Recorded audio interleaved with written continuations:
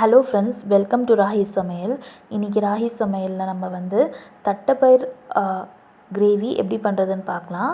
இது கத்திரிக்காய் உருளைக்கிழங்கு நம்ம ஆட் பண்ணி தட்டைப்பயிர் கிரேவி எப்படி பண்ணுறதுன்னு பார்க்கலாம் வாங்க. அதுக்கு நான் வந்து தட்டைப்பயிர் வந்து நைட்டே ஊற வச்சாச்சு. நீங்கள் வேணும்னா 7 ஹவர்ஸ்க்கு முன்னாடி நீங்கள் ஊற வச்சிட்டிங்கன்னா கூட சூப்பராக இருக்கும்.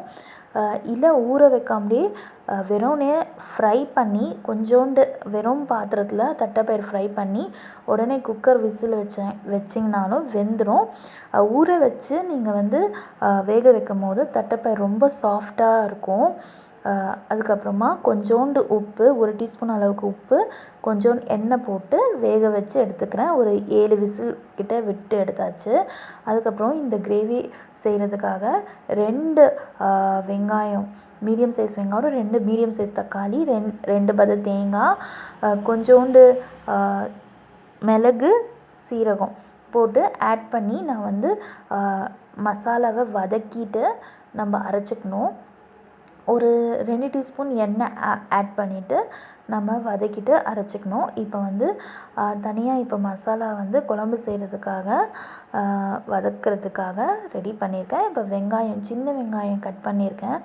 சின்ன வெங்காயம் ஃபுல்லாமே நீங்கள் சின்ன வெங்காயம் ஆட் பண்ணி சேர்த்துக்கலாம். நான் கொஞ்சோண்டு சின்ன வெங்காயம், கொஞ்சோண்டு பெரிய வெங்காயம் போட்டு ஆட் பண்ணியிருக்கேன். இப்போது கொஞ்சோண்டு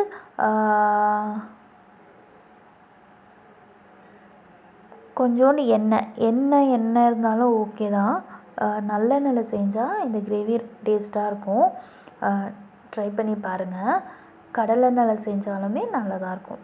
இப்போது வெங்காயம், சாம்பார் வெங்காயம், அதுக்கப்புறமா மீடியம் சைஸ் பெரிய வெங்காயம், இது 2மே ஆட் பண்ணி கொஞ்சோண்டு சீரகம், வெந்தயம், கடுகு, உளுத்தம்பருப்பு போட்டு வெங்காயம் வதக்கிட்டுருக்கேன்.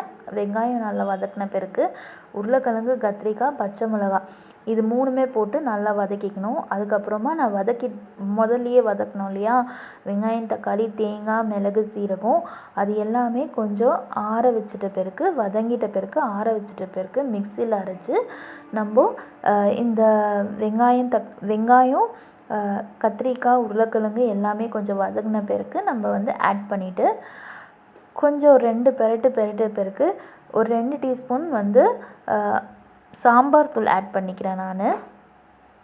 அப்புறமா கொஞ்சோண்டு மிளகாத்தூள், கொஞ்சோண்டு மஞ்சத்தூள், அவ்வளோதான். மிளகாத்தூள் வந்து நம்ம தேவைக்கேற்ப ஆட் பண்ணிக்கலாம். நான் காரம் கம்மியாக வேணுன்றதுக்காக மிளகாத்தூள் கம்மியாக தான் ஆட் பண்ணியிருக்கேன். அப்புறம் சாம்பார் தூள்லேயே நம்மளுக்கு மிளகாத்தூளும் இருக்கும். அதனால் 2 டீஸ்பூன் சாம்பார் தூள், 1 டீஸ்பூன் மிளகாத்தூள், ஒரு அரை டீஸ்பூன் மஞ்சத்தூள் சேர்த்துருக்கேன். இந்த டிஷ்ஷு வந்து சாம்பார் தூள் வந்து வீட்டில் செஞ்ச சாம்பார் தூள். நீங்கள் வேணும்னா கடையில் எந்த சாம்பார் பொடி இருந்தாலும் நீங்கள் யூஸ் பண்ணிவிட்டு டேஸ்ட்டாக தான் இருக்கும். இப்போது கொஞ்சோண்டு 1 கிளாஸ் அளவுக்கு தண்ணி ஊற்றி நல்லா அந்த மசாலா, மிளகா பொடி எல்லாமே வதக்கி விட்டு கொஞ்சோண்டு உப்பு ஆட் பண்ணி கருவேப்பிலை கொஞ்சோண்டு ஆட் பண்ணிக்கிறேன். கருவேப்பிலை ஆட் பண்ணிட்ட பிறகு நல்லா கலரி விட்டு வதங்கின பிறகு கொஞ்சம் நல்லா கொதி வந்த பிறகு நம்ம வந்து தட்டைப்பயிர் வந்து விசில் வச்சுருக்கேன், அதை வந்து எடுத்து ஆட் பண்ணிக்க வேண்டியதான். நான் கொஞ்சம் தட்டைப்பயிர் நிறையவே வேக வச்சுருக்கேன். அதனால் கொஞ்சமாக பாதி மட்டும் எடுத்து குழம்புக்கு வச்சுட்டு பாதி வந்து சுண்டலாக தாளிச்சிடலான்னு சொல்லிட்டு அது தனியாக எடுத்து வச்சுருக்கேன். இப்போ வந்து தட்டைப்பயிர் ஃபுல்லாகவே ஆட் பண்ணிக்கணும். அந்த குழம்பு கொதிக்கும் போதே தட்டைப்பயிர் ஆட் பண்ணிக்கணும். தட்டைப்பயிறு வந்து நல்லா சாஃப்டாக வெந்துடும். ஊற வச்சு நீங்கள் நைட்டே ஊற வச்சு நீங்கள் பண்ணும்போது ட்ரை பண்ணி பாருங்கள். உடனே வறுத்து தட்டைப்பயிர் வேக வைக்கும் போது கொஞ்சோண்டு அது ஒரு ஹார்ட்னஸ்ஸாக இருக்கும். ஊற வச்சு நம்ம பண்ணும்போது ரொம்ப சாஃப்டாக இருக்கும். சாப்பிட்றதுக்குமே நல்லாயிருக்கும்.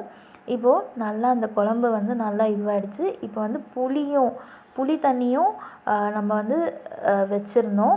இந்த புளியுமே ஊற்றி வேக வச்சு நல்லா கொதித்தோடனே குழம்பு ரெடி ஆகிடுச்சு பாருங்கள்.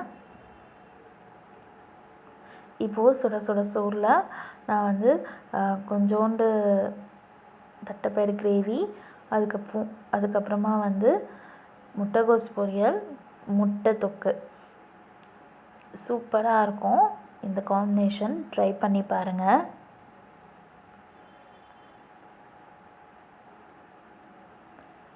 ட்ரை பண்ணி பார்த்து கமெண்ட் பண்ணுங்கள் ஃப்ரெண்ட்ஸ்.